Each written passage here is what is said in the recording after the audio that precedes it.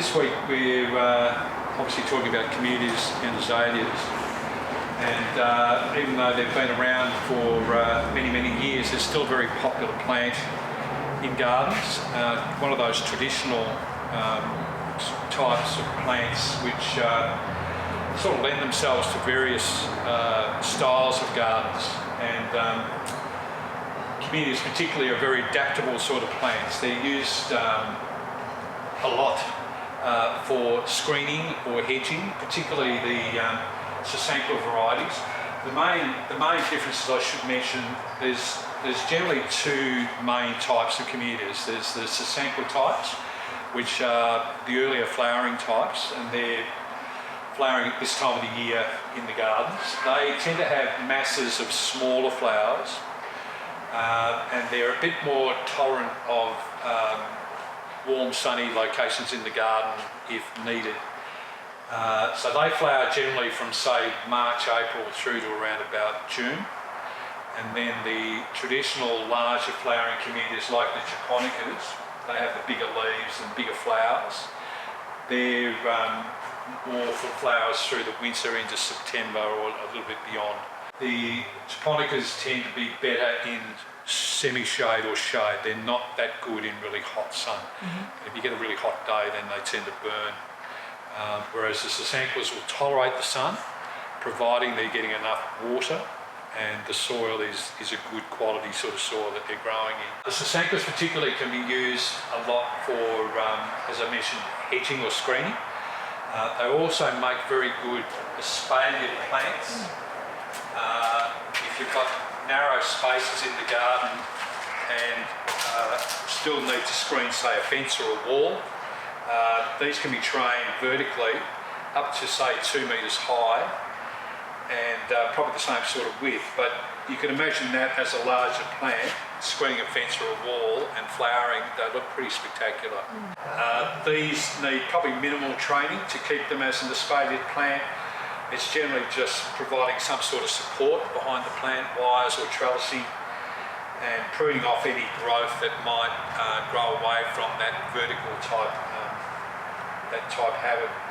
But it's just another way to grow a Camellia which often isn't thought of.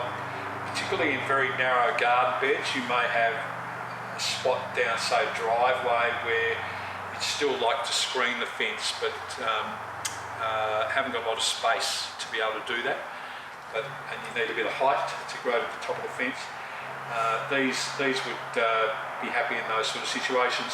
Even as an individual plant on its own in a pot, it would be happy as well, providing they've got a reasonable amount of moisture through the hot, dry weather.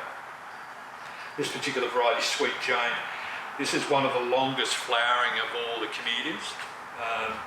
You get up to about 8 months flowering, which is pretty good for any plant, really. But the main downside with Sweet Jane, it is affected by the rain. So if we get a downpour, then the flowers tend to brown off fairly quickly afterwards. But the beauty is you do get more flowers coming through. The Sasanquas generally are fairly upright in their growth habit, which lends them to pruning as hedges. Again, if you've only got, say, a metre wide garden bed and you want screening or hedging, they don't grow much beyond that, and they prune quite readily, no problems keeping them at a certain height if you don't want them to grow beyond, say, 2 metres. The plants themselves, unpruned, would probably grow up to about 3 metres high. And they're pretty tough plants. They don't get many problems, particularly pest problems. They're not prone to many different bugs. The occasional scale insect might affect them, but otherwise they're very easy to grow. Feeding probably once or twice a year, and a reasonable amount of water through the hotter weather. They're also good as standardised plants. This is a same variety as the one on the end. This is Hiryu, and you can see the massive flowers on that now. But even as a formal standard, Camellias are good in a pot or in the garden. The crowns on these will grow bigger, and probably pruning once a year after flowering to keep them that sort of shape. And as long as they're well supported, any standardised plants, obviously because they're top heavy, can be knocked around in the wind. So you need to make sure they're well staked until they get a bit older and the stems thick enough to support the plant. Varieties which are much more compact in their growth habit. This is a variety called Slim and Trim. Very narrow growing, so good for very tight spaces. Single pink flower, which lasts for ages, and as the plant gets older, it gets lots of buds on it, and they flower over a continuous period of time. These make very good low hedges, so if you only wanted, say, a small hedge up to, say, a metre high, they would grow quite happily. Again, in a pot, I've seen them used in long troughs where there might have been 3 or 4 planted in the one pot and then clipped as a low hedge, and they look terrific. So it's got the smaller leaf, it's got a single flower, but it's quite a nice flower, I think. It's not as spectacular as some of the other community flowers, but when you get lots of them on the plant, they can look quite effective. It would grow a little bit taller if need be, but particularly good for pots and narrow spaces. So there's lots of different types of communities. Don't just assume that they all grow big. That's a variety called Lisa. There's the flower there, and it's quite a decorative, smaller, pinkish flower. And it's quite a pretty colour, isn't it? And again, the smaller leaves and more compact. So as I said, the Japonicas tend to have the larger leaves and showier flowers. They're generally more into the double type flowers, whereas a lot of the Sasanquas are more like a single or semi-double flower, rather than having just a massive, like cabbagey sort of flowers. The Sasanquas tend to be a bit more of a single flower. So this is a variety called Volunteer, and it's a reasonably new plant. It's probably been around about 5 or 6 years now. Very large flowers, and each flower is different. So the flower that's on the label there isn't necessarily the colour it's going to be. You can get just straight reds, you can get red with a white fleck in it, you can get pink with white edges, you can get pink with white flecks through the flower as well. So the plant tends to be very variable in its flowering, which adds a bit of character to the plant. This is another variety that's been bred for its hardiness, its toughness. So this actually, out of all the Japonicas, would tolerate a bit more sun if need be. They're better in a bit of shade, but they will tolerate the sun. But they look spectacular when they flower, large flowers and lots of them. These could be used for hedging. They grow larger than the Sasanquas. These probably grow up to maybe 3, even 4 metres high with age.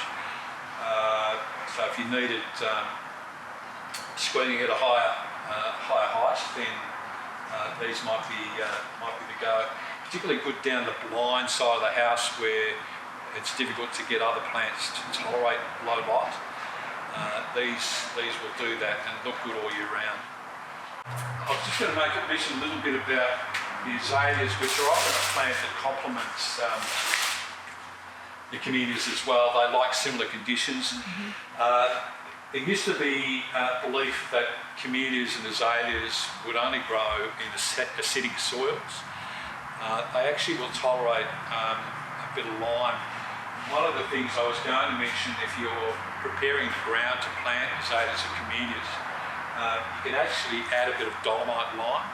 Dolomite's good for plants because it's got calcium in it, and the calcium helps to keep the leaves nice and green. It's often used on English box. If you've ever seen in the garden, particularly in the winter where English box turns orange, it's often, or that really bronzy sort of colour, it's often because they've run out of food, particularly they've run out of calcium. And Dolomite's used to keep them nice and green. So it's worth, you can add it to existing plants, or when you're preparing the ground, you can add some Dolomite to the ground as well. It keeps that leaf, that really nice dark green sort of colour. Some Camellias will yellow if they're lacking food or lacking particular calcium. So don't feel that you can't add lime to the soil if you're planting Camellias. Same with the azaleas. The azaleas come in a whole range of different sizes and styles, as well as like the camellias. These particular ones are shade varieties. You can either get sun or shade variety camellias. Some are better, like the camellias. The azaleas are sort of variable. Some of them are more suited to shade, some of them are more suited to hot, sunny conditions. These varieties are shade varieties, and most of the shade varieties tend to flower from autumn through until about September every year. So you'll get continuous colour through that period, which ties in with the camellias. These particular varieties must be grown in shade. There are some varieties which flower at different times, which are more sun hardy, and they're generally bigger plants. So the sun hardy varieties grow maybe a metre or even a bit bigger, but you can prune to suit if you don't want them to grow very large. The sun varieties tend to have bigger leaves and bigger flowers. Alba magnifica is one example, and that's got a large white flower with a bit of scent as well. It's unusual to get an azalea that has perfume. You can get standard azaleas, you can get varieties, what they call gumpo azaleas, which are miniature azaleas. They have tiny little flowers, tiny leaves, very low sort of plants. Used a lot in Japanese style gardens with other Japanese type plants. They lend themselves to those sort of gardens. And azaleas are pretty forgiving too. Once any of these plants are established, they're pretty good on water. They don't need loads and loads of water. It's getting them past that initial stage, and providing they're in a well-drained soil. You know, they're pretty happy. Feeding probably again once or twice a year. And again, can be grown in pots. If you want to grow them in pots, they're happy in pots. Azaleas are an all-time favourite, and they still continue to be very popular. There's a range of fertilisers, which various types of brands depending on what you prefer. One thing I'd probably encourage at planting time is to add something like compost. This is a reasonably new product for us. It's actually remnants of various things from the zoo, Melbourne Zoo. So it's got animal manures mixed through it. It's got the bedding, you know, straw and what have you that they might use for the animals.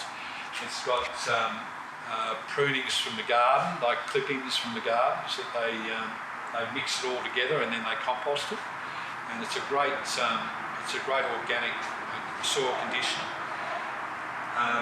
Part of the sale of this product ends up going back to the zoo, I think. So it's good in that sense as well. But that's safe for any plants, and particularly good when you're preparing the ground to put new plants in. You just mix it through the soil, just to add organic matter, and the plants will do really well. At the same time, I'd be inclined to add, as I mentioned, the Dolomite lime, and then, you know, depending on how you prefer to feed, there's various brands. Harry's have got a good name for fertilisers. They're very there's one they produce called Gardenia food, which is a very popular product. They also do things like camellia food, and they do citrus foods as well. This is a powder which is easy to use. You just sprinkle it on probably 2 or 3 times a year, and just water it in. You could add some of that at planting time as well. Osmocote makes one for those types of plants, you know, roses, gardenias, azaleas, camellias. That's for people that forget to feed. It's slow release or control release fertiliser once or twice a year. It tends to last about 6 months, so it's easy, you know, if you're not in the garden all the time and you forget to feed. Various types, that's another powder. This is a Grow Better product, Camellia Azalea, Gardenia fertiliser. They tend to group all those plants together because they like similar foods and similar conditions. So it's not to say that you couldn't use this on any other flowering plant. It's not going to hurt the plant, but this is sort of tweaked to suit those style of plants. And again, this is a powder you sprinkle on and water it in probably 2 or 3 times a year. At least say once in spring and once in autumn. That's generally. Dynamic Lifter make range of fertilisers nowadays where they've sort of changed the formulation a little bit to suit these particular plants. A lot of people are favouring organic fertilisers these days for obvious reasons. This is an organic based fertiliser, so it's a safe one to use around any of those types of plants. The downside of anything that contains dynamic lifter is the odour. It's got quite a strong odour which lasts for a few weeks, but I always think, well, you know it's working if if you can smell it. It's this is the pellet, so again it's easy to use. Just sprinkle it around, water it in, and it feeds over an extended period of time. Dynamic lifter is also a bit of a soil conditioner too. So as it breaks down, it's helping, you know, microorganisms and what have you in the soil. But as long as you're giving them something, that's really the key. There's liquid fertilisers which are higher in potassium, which boosts flowering. Potassium helps with flowering and fruiting of plants. You might give them a kick along with this, you know, say every 2 or 3 weeks through the growing season, just to help with the flower. As I mentioned, the camellias don't tend to get many pests, apart from, say, scale insect, which can be a nuisance sometimes. And scale you have to control with white oil. The azaleas tend to get, in the warmer months, there's an insect called azalea lacebug, which is a sap-sucking insect, and it causes the leaves to discolour, and you get a lot of silvering in the leaf, particularly late in the summer season. It's worse if the plants are in a confined space because there's no air circulation around the leaves, and the insects like breeding in those sort of conditions. You can control it. You have to spray it with an insecticide to control it. They get a little bit of what they call petal blight on the flowers, where, like the camellias or the certain camellia varieties I mentioned, Sweet Jane, where the flower browns off when it gets rain on it. Azaleas tend to get what they call petal blight. So particularly after a high humidity or big downpour, flowers go slimy and brown, and you know it's a hard disease to control. It's just more weather related, but sometimes you can spray fungicides if you're so inclined to try and prevent it. Some seasons you don't get any, other seasons you get a bit of it, particularly in the springtime. Other than that, they're pretty good. They don't get any other bugs. The main thing is water. They all need a reasonable amount of water, particularly while they're establishing. Once established, then they're not too bad. And they reward you with lots of flowers and good leaves. And still very popular plants and adaptable, you know, in a whole range of gardens. They suit native gardens, they suit traditional gardens, they suit small courtyards or balcony gardens. They're just good all-round plants, and I think that's probably why they're so popular.